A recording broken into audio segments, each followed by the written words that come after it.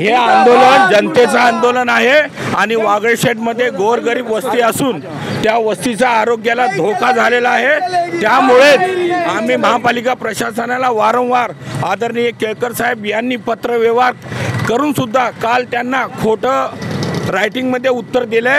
5 दिवस अगोदरच काही लोकप्रतिनिधींनी माझी जाऊन आयुक्तांची भेट घेतली। आयुक्तांनी खोटी बाईट दिली की आम्ही हे 20 तारखेपर्यंत डम्पिंग हटवत आहोत, पण आदरणीय केळकर साहेबांसमोर उपायुक्त तुषार पवार आले आणि त्यांना स्वतः तोंडी सांगितलं की आम्ही हे 20 तारखेला हटवतोय।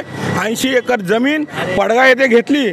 मग आम्ही बोललो रायटिंगमध्ये उत्तर द्या, परंतु रायटिंगमध्ये उत्तरच आमची हीच मागणी आहे की जनतेच्या आरोग्याला वाचवण्यासाठी या वागळशेठमधून डम्पिंग हटवावं, कारण की लोकवस्तीमध्ये डम्पिंग पाहिजे कशाला, खाडी ठिकाणी टाकण्यात यावं किंवा ह्याची विल्हेवाट बाहेर कुठेतरी जिथं जागा असेल तिकडे करावी, नाहीतर हे आंदोलन हमेशा चालूच राहील।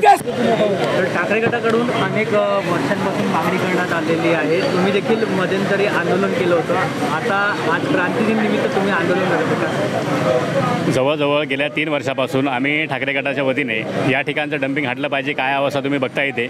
इथे दुर्गंधी आहे, MIDC कंपन्या आहेत, स्थानिक नागरिकांच्या इथं वस्त्या आहेत, त्या वस्त्यांमुळे इथं मोठी दुर्गंधी पसरली असते, मच्छरांचा त्रास झालेला आहे। त्यामुळे इथे हे डम्पिंग इथून हटलंच पाहिजे आणि ह्या MIDC प्लॉटवरती अनधिकृतपणे ठाणे महानगरपालिका इथे कचऱ्याचं डम्पिंग करते, इथं संकलन केंद्र उभारलेलं आहे आणि त्यामुळे इथे मोठ्या प्रमाणात दुर्गंधी पसरलेली आहे आणि आम्ही हायकोर्टमध्ये रीट पिटिशन दाखल केलेली आहे। त्या रीट पिटिशनमध्ये येणारी 12 तारीख हायकोर्टला लागलेली आहे। तर आता भाजप देखील उतरलेलं आहे पाठोपाठी, काय सांगाल याबद्दल?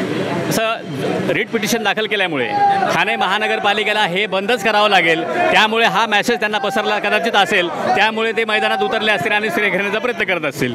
चांगली गोष्ट आहे, ते मैदानात उतरले, कमीत कमी शेवटच्या क्षणी तरी त्यांना कळालेलं आहे की या ठिकाणचं डम्पिंग हटलं पाहिजे आणि ते आम्ही सहभागी झालं पाहिजे। ABP माझा, उघडा डोळे बघा नीट।